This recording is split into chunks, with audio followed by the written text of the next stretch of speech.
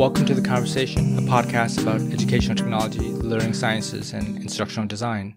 In this last episode of the season, we go back to one of our earliest readings on the 3 learning principles that John Bransford and Suzanne Donovan discussed.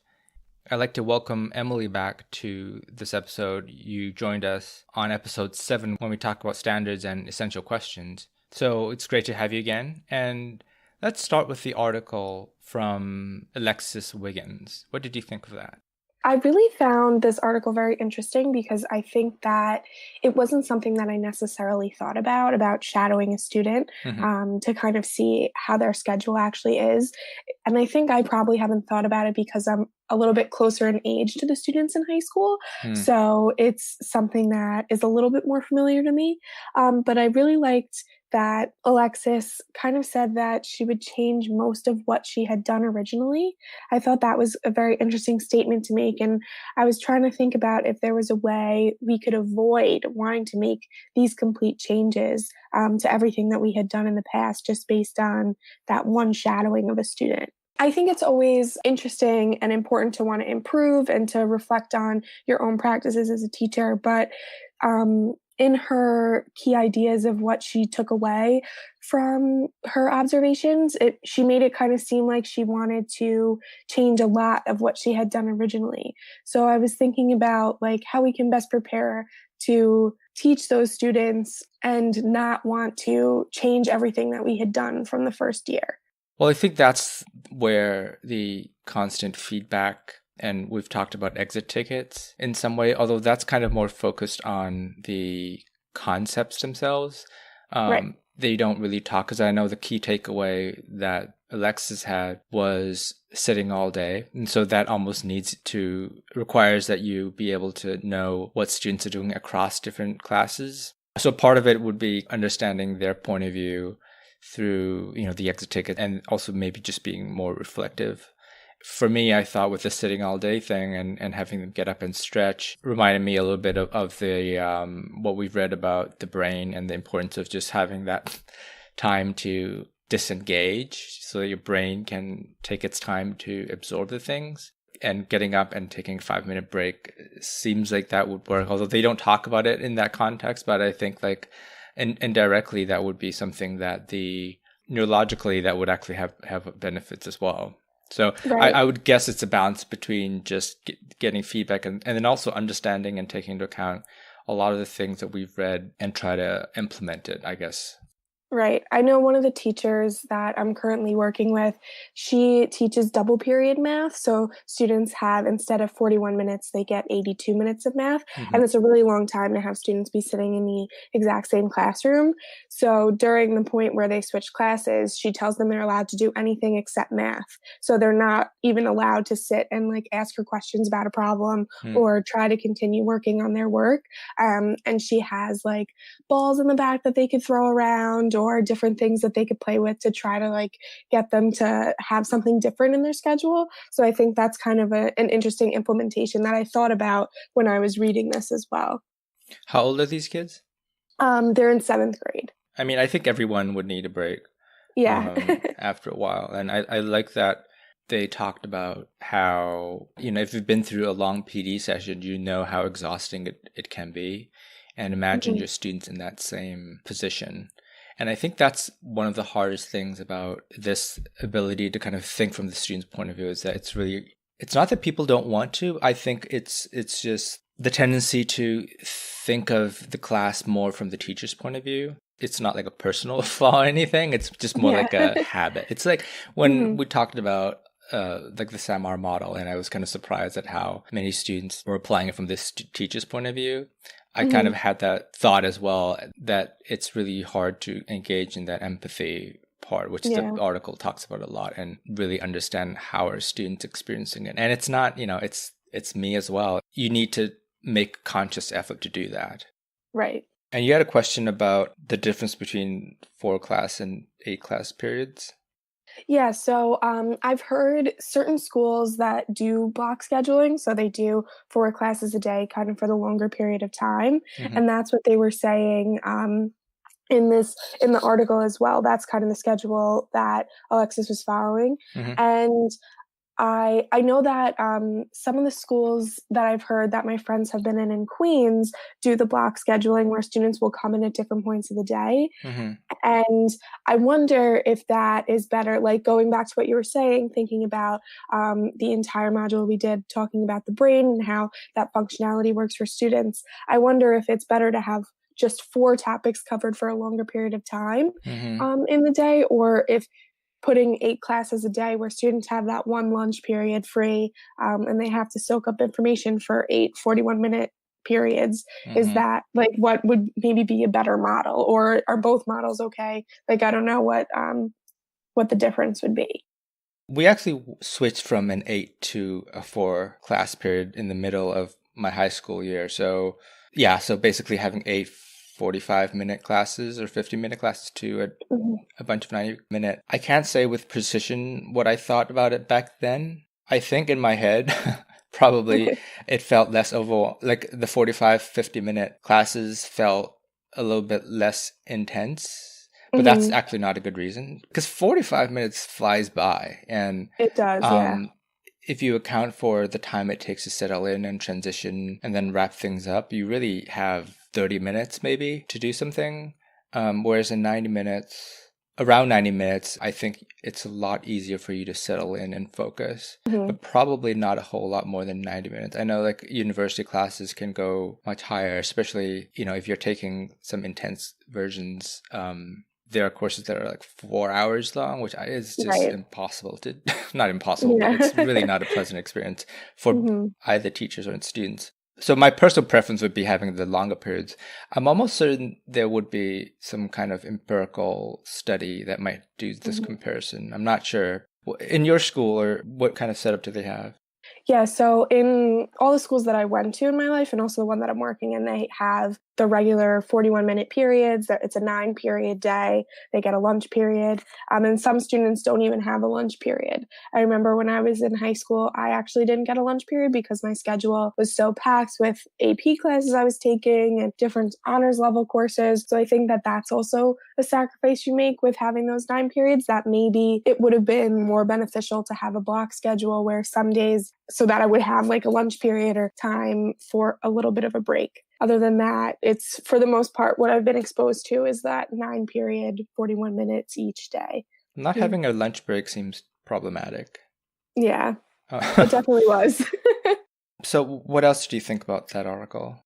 Something else that I thought was interesting is when she was talking about her key takeaways, she said something about sacrificing some content in order Mm-hmm. to do what she needed to do, what she wanted to change. So I was wondering if it's okay to just sacrifice content like that, because I know that there's so much pressure put on the content and making sure that your students, and in some schools, there is a lot of pressure to teach to a test, which I think is problematic in itself. And I know that socio-emotional well-being of students should come first, but I was wondering how you balance that and not sacrifice content, or if it's okay to sacrifice content in that instance. I would guess it's okay if it's in small doses. So, I mean, you're not Mhm. like dropping algebra or something. Yeah, right. You're, taking, I think the article is talking about how she would do it. This is something that I would do if I was able to. So it actually doesn't even talk about like empirically how that would happen. Right. Um, I think I mentioned this in a previous podcast is an advice that a professor gave me when I was in grad school, which is that sometimes you have to slow down to speed up, which I always Mhm. thought to be a really helpful reminder that, you can march through the content, but if your students are not getting it, still not really progressing. And if it means just taking a brief break, either in the sense of like an actual break or just slowing down and making sure everyone is where they need to be, that has longer term benefits than if you feel the need to just go through everything because of other pressures. What do you think? I think that I was taking it when I was thinking about it originally, I was taking it to an extreme of like sacrificing part of a unit or maybe Oh, something that they might need. But it does make a lot more sense to like to sacrifice here and there. And I do see that in the curriculum building in the school that I'm in how there are certain things that you see might be unnecessary because you're going to touch upon it later. So it's not needed in a unit. So you could drop it, but it's something that you're going to reach later on. So I think that something along those lines of that model would make sense. And it would probably help students a lot too, so that you're not jamming everything into one unit or one part.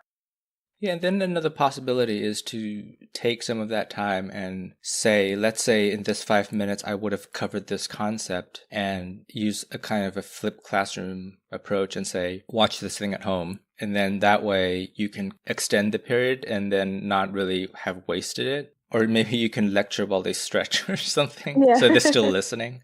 I mean, I guess there are ways around it. I don't know if this is also something you need to do every period. When they were talking about hands-on activity, and it was saying to make sure that you build in a hands-on move around activity every single class and every single day. And I think with a block schedule that she's describing, that's probably a lot easier to do because you have 90 minutes or so to work with rather than the 41. But I know she said that would be part of the sacrifice to do a hands-on activity. But what I was thinking about was, does an activity that's hands-on necessarily mean that content is being sacrificed? Because I think that there are certain hands-on activities that you could do with content that are very exploratory and actually help students understand better. I mean, I would agree with you. I think they're not mutually exclusive, and that hands-on is more of the practice of the concept, right? So that's when they're not necessarily teaching it, but they are actively applying it, hopefully, in the hands-on part. So yeah, I would agree with you that it's not, it shouldn't be thought of as a sacrifice of content. Right. Yeah. So what else I was thinking about is, she was talking a little bit about student choice and how that's really important in the classroom, because their students in the schedule when she was shadowing as well kind of just sit there and are participating passively throughout the day. So giving them some options to do, I think, would probably make their experience in class a lot better. So I was thinking, what are the best ways to incorporate some student choice within your lesson or within your class? Right, and this is when she wrote about how little choice they have in what they're doing. Right. Right. I mean, that certainly depends on the class and ways to give them choice through either topics or like through something like UDL, where they have a choice of how they want to engage in the material. Usually they don't get a lot of choice when it comes to content, because there are certain contents they can't choose not to cover. But I think at the very least, if they can choose or make choices in how they engage with it, I think that would help. And that's kind of what some of the things we talked about is trying to offer. Like if they feel like they're involved in the decision-making process, that helps, that gets them more engaged as well. So I know that they also touched upon the difference of passive absorbing and grappling with different information that they're given. So in the passive aspect, students kind of just sitting and absorbing the information but not really interacting with it. And then grappling in that they have that opportunity to interact and really think a little bit deeper. So I was thinking about how we could take students from that passive absorbing into grappling. So with the information that they're given in class, rather than just having them sit and listen to a lecture or take notes or just copy guided notes, which I feel like sometimes is the model that teachers can fall into. So I was just trying to think about different ways, again, to integrate that grappling. And maybe that would even be incorporating some student choice, where you could have students do a couple of different things instead of just making them do the one thing that you want them to do. Because I think that that might set them into the passive piece right away. Right. And also if just teachers just give them a choice in how they want to take notes. Because I remember in high school where teachers required you to take notes in a certain way, and they were very, sometimes even just say, I'm going to write this on the board and you copy exactly what I wrote down. That seems to be unhelpful, to say the least, because I think there's this idea that if there's some manifestation of work, then that means students are engaging, whereas you can copy something passively down. And maybe that type of note-taking doesn't work for them, but maybe a graphic organizer or giving them a choice in something like that would be more helpful. And also maybe just like I said with flipped classrooms is where they are absorbing the lecture at home. And in class, that time could be used for the hands-on grappling part. Yeah, and I think that's a good way to kind of combat that so that your students aren't just getting bored all the time in your class and not really actually thinking about the information in a like deeper way. Yeah. I thought I really liked that they were talking about too asking students their essential questions at the beginning of each class. I Mm-hmm. think that giving them the opportunity to voice their questions and also maybe even thinking about using those as the essential question for either the day or the unit or whatever you're talking about, it gives them again like some more autonomy over what they're doing within the unit. So I thought that really made me think about my own essential questions and going back to my own unit plan, like really thinking about what students might ask about the unit and Mm-hmm. what students might want to know rather than just thinking about questions that I necessarily want them to know the answer to, Mm. if that makes sense. Yeah. Um, How did you go back and think about your own essential questions? Well, I went back because I realized that some of them were a little teacherly. So I needed to try to figure out how I could communicate them to students better. And I think that the exercise we did in the voice thread this week really helped me as well. Mm. And I think it did lead me to change one or two of my essential questions because of the different way that I was thinking about it. But I went back and I read the questions and I thought about if I was sitting in a class learning this topic, would I ask that question? Or would I even care to answer that question if it didn't make sense to me? So I think that's kind of the approach that I took when I went back to look, just trying to put myself in a student's perspective and see what that question looks like from a student rather than a teacher. I thought both readings focused a lot on student questions, the importance of them, but also the importance of getting them used to asking good questions. Good, not in the sense that there are bad questions per se, but more in the way of how do you ask or how do you frame questions in interesting ways that are maybe more closer to essential questions. But I do like that idea of having, or the recommendation was to start every class with student questions specifically, and then spending time addressing them. I mean, this would work a lot better in a 90-minute period. And if not that, then doing the exit ticket, making sure that students feel comfortable asking them. Because I think the other thing is that maybe students have questions but they're reluctant to ask. Yeah, and that also, and you're saying that made me think about too, one of the quotes from the article said questions are an invitation to know a student better and create a bond with that student. Mm-hmm. So I think that some students that might be a little hesitant to ask questions might have a model where the teacher might be quick to decline certain students from their questions or even just decline questions at that time. I always try in my teaching to take student questions because I think that also one student's misconception or question that they have, the Mm-hmm. whole class might have that question, but they're just not willing to say it. And if I address it, it kind of helps aid in that. So I think that it's definitely better to take the questions from students rather than bite them on it and decline and tell them to ask it later or to wait till the end. I Right. think it might even make the lesson or the topic that you're covering more powerful if you have those different pockets of questioning in between where you're asking higher order thinking questions and having your students even ask those higher level thinking questions. And I think, again, if you follow that model, Mm-hmm. and that connects to this second reading as well, if you follow that model more, it will help your students be able to develop their questions. Some of it depends on what the question is. I mean, if it's a question that you're going to get to or you're going to address later on or something like Mhm. that, then maybe you don't need to feel the pressure to respond right away. Towards the end of the reading, they said that overall these changes lead to better backwards design. So if you use these three takeaways that she realized, it will help you backwards design better for your units and for your students. So I was wondering what aspects of backwards design would this affect? Like how beneficial are the three key takeaways to your overall planning? Some of these are related to the instructional design, and some of these seem like empathy-related things that teachers should do. Just appreciating how much time students are passive and how much time that they're being told what to do. The one that's related more specifically to instructional design would be some of the things that we talked about just now, either having them do certain part of the passive stuff at home or giving them breaks, Mm-hmm. and then building in the hands-on stuff, giving them a chance to move around, get up, stretch. I would think that every subject should be able to have room for that. So with the next reading, we go back to one of the first readings we did with the Bransford and Donovan, where they go back to the 3 principles of learning and then the different kinds of classroom lenses. Mm-hmm. So what did you think about this reading? I really enjoyed this reading, and I think that it had a lot of good information that I was able to pull just for questions and things that really made me think about everything that we've talked about so far, mm-hmm. And then just how we can expand upon it as well. So I really enjoyed it.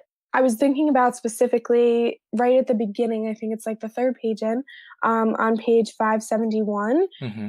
It said that students need many opportunities to work with a new or recessive concept. And I thought that was really interesting. So students kind of need the opportunity to work with a topic or something that you're doing more than maybe just that 41-minute period that we've been talking about. I was thinking about how can we create these multiple opportunities and thinking about, is a hands-on activity and a homework assignment really enough? Because usually that seems to be some sort of the model, what teachers will do. So would that really count as enough, like multiple opportunities to work with these concepts?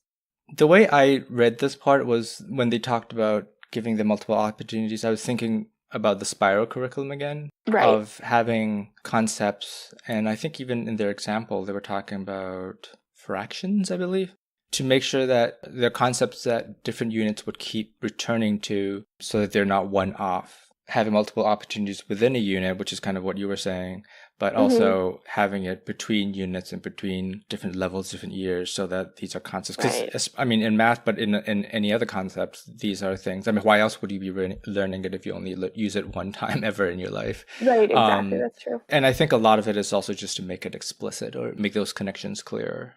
That's how I kind of interpreted it. So another question that I had was on page 571, it says that everyday experiences provide little, if any, opportunity to become familiar with the phenomenon of interest. So I was thinking about, although preconceptions and outside experiences are important in the classroom, it kind of seems like they're not enough to develop student interest. So these experiences can't be enough. We have to kind of mold them more. Mm-hmm. So I was thinking about how can we better develop this student interest in the classroom? And then by doing that, does that come by simply addressing experiences and preconceptions, or like what does that look like? I mean, it's good to connect with the students' everyday experience, but sometimes, like, for example, in science, they really need special tools to be able to examine it. Yeah, I mean, I think that's where the classroom environment would be helpful to make those misconceptions or preconceptions, to open them up for questioning, so that if they have preconceptions or misconceptions, the class environment would be a place for them to talk through them. And yeah, I can definitely see that about being more relevant to science and history than math, maybe. I'm sure there are misconceptions in math, but I'm trying to think of one. I think for me, misconceptions or preconceptions are more like kind of myth, like the learning styles thing we talked about, where something that seems logical or something that seems to explain everyday phenomenon becomes your way of seeing the world, and you don't get a chance to interrogate it. I don't know if that happens in math as easily. I'm not sure.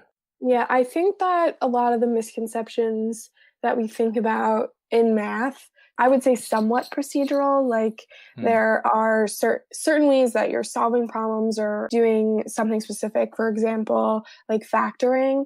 And then sometimes the misconception would be that students will use the incorrect type of factoring because of the way the problem might look. So if they don't look a little bit deeper and kind of problem solve the problem itself first before they go into the type of factoring that they're going to use. So I think that would kind of align with what you're talking about with the misconceptions.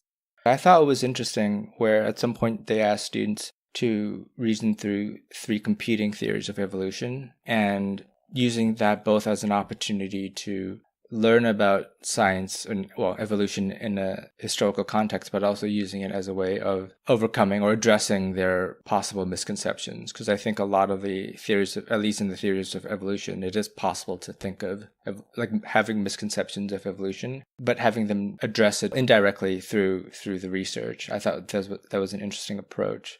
Right, yeah, I thought that was interesting as well because it was saying how they kind of underestimate the amount of variation in a common species. So because they aren't, I guess, as exposed to it, which is kind of what you were saying before. Also, that some of the things, especially in science, it needs a little bit more of that pull from the teacher to get them to think about those experiences. On page 574, they talk about how the engagement with problem solving and strategy use displayed by the best math students is undermined when students think of math as a rigid application of given algorithms to problems. And I felt like that is exactly how I viewed math as a student. Mm-hmm. And that math was just applying stuff. And I was wondering, what you kind of thought about that? And is it that much different now? I actually underlined that when I was reading because I thought it was interesting as well. But I think that it's a little bit of both. So I think that we're still stuck in a little bit of using math as a rigid application. So trying to give students the tools or the formula and having them use it and tell them every single possible way that they could use it or see it on the regions. And I think that's unfortunately, when we look at it that way, that's what gives that rigid application to students. And that's what makes them, I think, a little bit less inclined to want to participate in math or like math. When you engage students in problem solving and strategy, it really does develop some of the best mathematics students. And I found that in a lot of the honors courses that I was teaching, as well as some of the other ones that I had observed in, I think there was a lot more engagement in problem solving. And instead of maybe doing an entire lesson that day, you focused on one problem that was a lot more difficult that you had to unpack. And I think that students seem a lot more interested in that than just going through a worksheet and using the same formula for the entire period or something of that nature. So I think there's also kind of a disconnect in based on the honors level courses. And then if they just have a regular Regents level course, or maybe there's a remedial course. Mm-hmm. And I think that unfortunately, some of the students that are in a regular level or a remedial level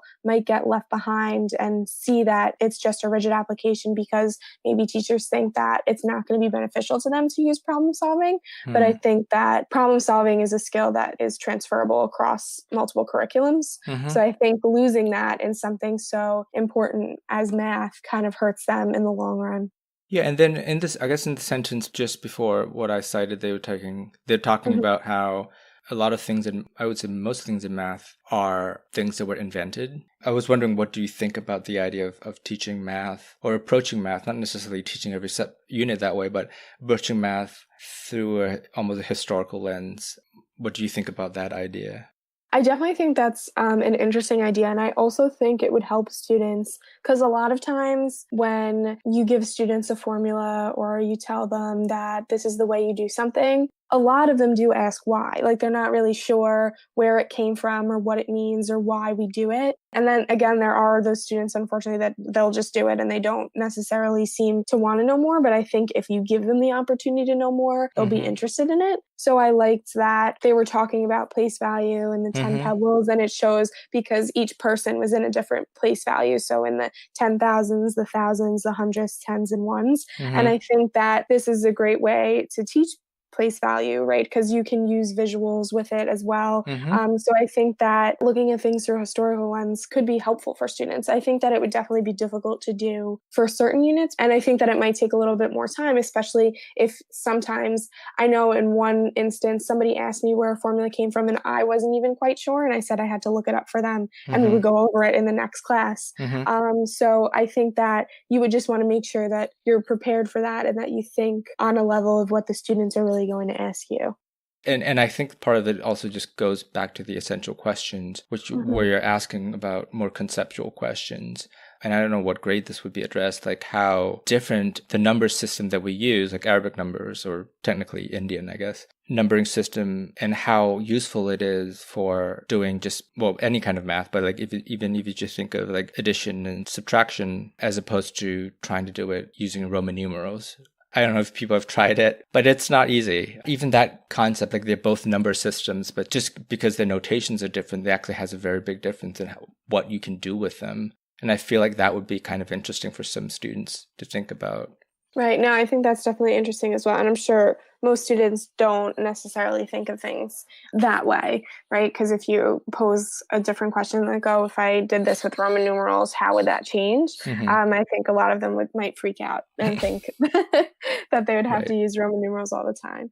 Just for fun, give them a test Yeah. where you tell them to use Roman numerals and see what they And see see what whether they they come can up do it. with. Like, and then say like, but it's just numbers. What's the Hmm. difference? This reading also went into first and second order concepts, and I was wondering what you think of that. I think I got a little lost in that section because I was unsure what they were talking about regarding subject and discipline, like what specifically they were addressing. For me, it's like, and I hope I'm interpreting this correctly, is that first order are the big questions, the discipline being mathematics being the discipline, for example. Right. I keep using math. You are the math teacher, right? Yes. You are a math teacher, not the math teacher. Yes. But okay, just making sure. And then second order would be subject would be like trigonometry. I think that's kind of my take on it. Yeah, that's what I was thinking too, but I wasn't 100% sure. Right. And I think they were saying how oftentimes the focus is on the second order questions. So if you're teaching trigonometry or geometry, then that tends to be the focus, but then there are not enough questions about the larger discipline. Like even in my field of educational technology, where oftentimes the courses are focused on the second order knowledge of, like in this case, like technology for the classroom, that kind of thing. And the first order question, I mean, we have almost like a philosophy class that we call Technology and Society, where we're talking about what is technology, because I think oftentimes students say technology is computers, internet. That's what they think of. But technology Right. is anything that we had to invent is a technology, including writing, Hmm. language, math. Right. And that would be the first order question. And I often find that that knowledge is actually really important just for students to be able to get into or more adequately into the second order knowledge. And I'm assuming that's the case with other disciplines as well. I think that the second order questions and concepts, like you said, are what seem to be more present, Mm-hmm. unfortunately. And I think that, again, the being able to make a connection to either an essential question like for the year or something of that, like things that you want students to be able to walk out of algebra 2 Mm-hmm. and know, not necessarily walk out of the trigonometry section of algebra 2 or walk out of the factoring section, right? So that's like interesting as well, because I think that those first order questions also would tie together everything that you've been doing in a sense. I don't know if this would be considered first order question, but I know that a lot of, well, probably all geometry and trigonometry taught in high school anyway, builds on the premise of a flat plane, right? So you're Hmm. like, these theorems work only if you are talking about a triangle on a flat plane and not on a spherical plane. And that assumption is important, but also important to know that it is an assumption, and you need to make these prior assumptions before any of this even works.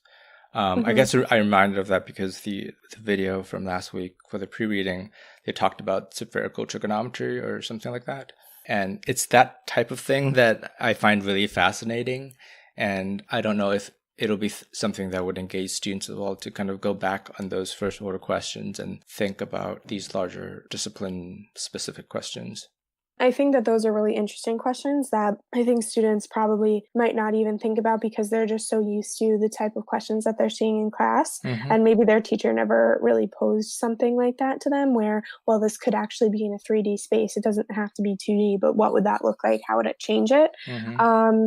I think going back to what we were talking about with how science, we were saying that students kind of need a little bit more help kind of recognizing those concepts. I think a lot of times, even though we live in a three-dimensional world, students have a very hard time conceptualizing 3D. Like I know even in elementary level, I've been doing a lot of tutoring where they've been talking about volume and surface area and area. Mm. And students have a really hard time if I'll ask them, okay, so what shape are we talking about? And they'll tell me a circle. I have to tell them, well, a circle is two-dimensional. So we can't find the volume of a circle, Mm. right? So they have to kind of make that connection like, oh, we're talking about a sphere. It's interesting too because I think students have like struggle with that 3D aspect. Yeah, I mean, especially since a lot of the times when you're illustrating this, either on a book or a board or piece of paper, it is a flat plane. And exactly. unless you have a physical sphere or a simulation on a computer or something where they can rotate it, where they can visualize it. And I guess that is one thing that technology can do, which is to do that kind of visualization. It kind of makes sense that they would have these misconceptions. Yeah. So that's a good example. On page 576, they were talking about people with expertise in mathematics, and how there might be no core concept to them. I think they were talking about whole number counting, right? Oh, so like counting like 1, 2, 3, 4 and up, because it's done so automatically. So I was thinking about how do we as teachers even just combat our expert blind spots. I know that we need to just kind of think more at a student level, but if you just start presenting whole number counting to students in elementary school, they might be a little concerned because they might not have seen it yet, or they're not really sure where it comes from. It was just interesting to me to think about how we ourselves might have these blind spots. And I think I thought about that a lot too when I've been working on my unit plan, about how I can think about, well, this might not be my core concept, but it's a core concept for my students. We touched upon it in the other readings in terms of how just because you're an expert doesn't mean you're a good teacher, specifically because of these blind spots where things you take for granted are not necessarily things that students would know just offhand unless you take the time to explain it. And I think that's why it helps to do a lot of the backwards design. I guess that's the point of it, is to be able to revisit it, and then through the essential questions, the well-designed assessments, that you are able to refocus it on, like, what do students need to know ahead of time, or maybe even going back to the misconceptions and preconceptions part. And of course, giving students a chance to ask questions.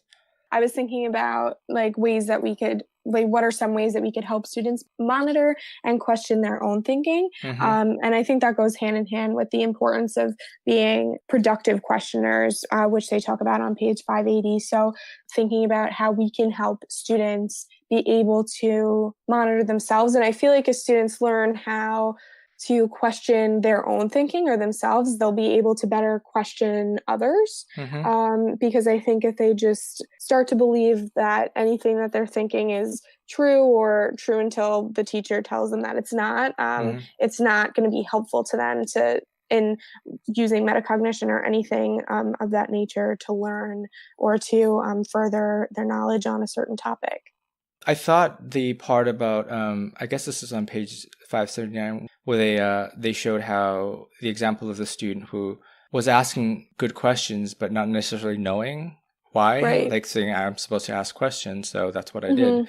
I think that's hopefully an aha moment for the teacher to build that in, or at least give students an understanding of why these questions are helpful. I mean, ideally, classes would be designed more around student questions and the teacher's questions, but I think that's something that you need to, as a teacher, you need to design into your unit and not kind of expect students to know how to do that offhand. Right, I agree. And I guess that also kind of connects to the group discussion part. Yeah, because I was thinking about how we can moderate group discussions better so there aren't the pitfalls. So I think, again, one of those pitfalls of the questioning is that students think that they're just supposed to ask a question. So even if their question is good and valid, they just think they're just asking questions, so that's what matters. But so I think the same way in group discussion, students might be having really productive conversation, but they might not be thinking even more into it just because there's so many pitfalls in that a student might not participate because it's a group and they feel like they don't need to contribute, or one student might dominate the group and take over the discussion and not give others the opportunity to voice their opinions. So I was just thinking about how we could better moderate that. And I know the reading gave a few examples of how to do that as well. And I know they were saying how you could have students rate their group effort. And I think that was really interesting because I think that you might get some very truthful ratings, but you'll also probably get some very false ratings of students that they're not going to rate their performance as low performing just because they don't want the teacher to see that and then think that they didn't contribute even though they didn't. So I think there's pitfalls within their rating as well. But I did like the fact of having them pause and think individually or write something down individually before going into a group or even while they're in the group. Especially, I think one of the struggles for students that might not be as willing to participate in a group discussion is they can't maybe think offhand of something they want to say. So if you give them a second to pause and individually write maybe one thing down or one question or one interesting fact they found in whatever they were talking about, then they can go into the group prepared to say something. And if they have something that's the same as another student, that would lead to a productive discussion of why they picked the same thing to be interesting or things like that. Yeah, that's a good idea. And I think a lot of these techniques help make sure that, one person doesn't dominate if everyone comes with something to contribute. You can also set time limits or give them roles to play so that they all have something to do. But yeah, I thought the rating of the group dynamic part was also interesting. They didn't really go into it that much, and I kind of wrote that down as well, because I wasn't sure even if they would understand what group dynamic means. I'm not even sure I understand it in the way that they're using it.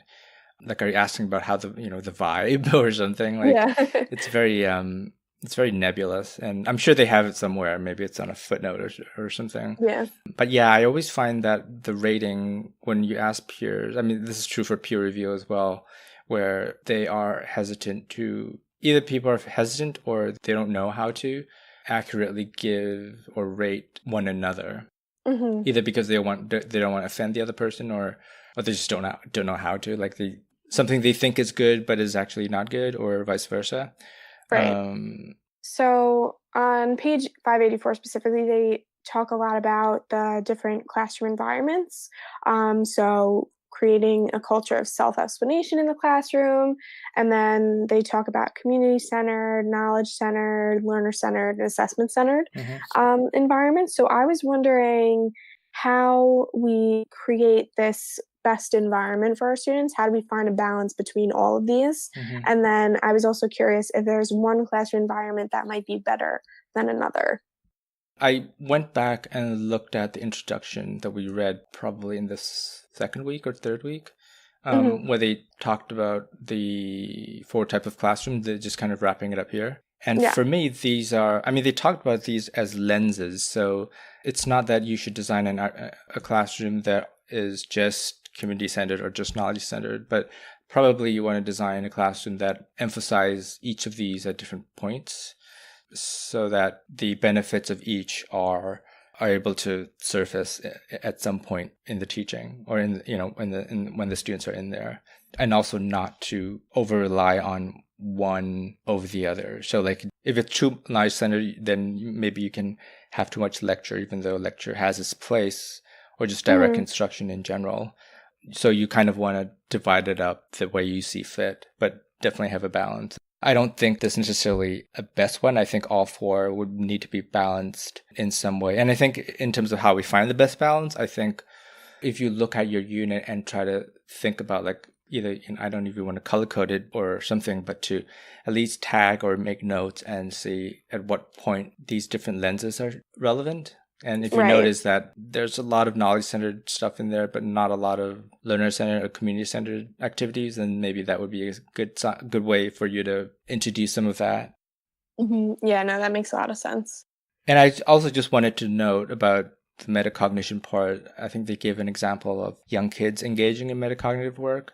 And I thought that was good to see that, because I think people think that metacognitive stuff is really high level that all the students are able to do. And certainly it is easier for older students to do that, but younger kids are certainly able to do that as well. And for those who are teaching younger kids, elementary school kids, to keep that in mind and remember that they're also capable and should have the opportunity to do metacognitive work. Right. And I think even if you kind of establish that with younger kids as well, it'll make it even easier for older students, because it'll be something that they recognize. Yeah. All right, so one last question I have is, looking back at the semester, what topics, readings did you find most interesting? What resonated with you the most? I found a lot of connection just in my everyday life, as well as what we've been doing to the expert and novice learners reading. And I think that that section really resonated with me, especially even connecting back to this today, just thinking about how we have those expert holes in our thinking, and we need to make sure that we think of those core concepts for our students. So I think that that's something that I always try to look back to when I'm thinking about different things that I'm doing for my units and things like that. And also, I think one of the other topics that stands out to me was when we discussed the brain. And I think, again, that connects to what we did today, too, and just thinking about how your students' brains function and what's the best way to get the information across to them, because what you think your best practice might be might not be their best practice. So just kind of thinking about how that works in your classroom as well. Yeah, I mean, I know that those readings were not easy, and people weren't crazy about it, except Kelly. I mean, even I struggled with it because of all the dendrites and stuff. But I think that was definitely one of the readings that I keep thinking about, because it's actually something that's not theoretical, at least in the way that we talked about. We talked about different frameworks and models and how they're helpful, and then we talked about how learning styles are not real, and all these are kind of models and abstractions, but the brain is not an abstraction. The brain is there, and at least at this point in our understanding of the brain, that these neurons, and this is how people learn, and these are things that we know helps the brain wires and rewires itself when it learns. We can actually now see it, see those connections being made literally, so I think that wraps out this episode and this season. I really want to thank all of you, especially the students who took part in this idea of mine, do a podcast for this class. I really do want to continue this. It does take up a lot of time. It takes about 5 to 6 hours for me to edit these episodes. But I really appreciate you taking the time to not just participate, but also listen. So I hope you all have a great rest of the semester and a great summer. And Emily, thanks for signing up for a second episode, and have a great weekend. Thank you, too. Thanks for having me. Sure. Bye. Bye.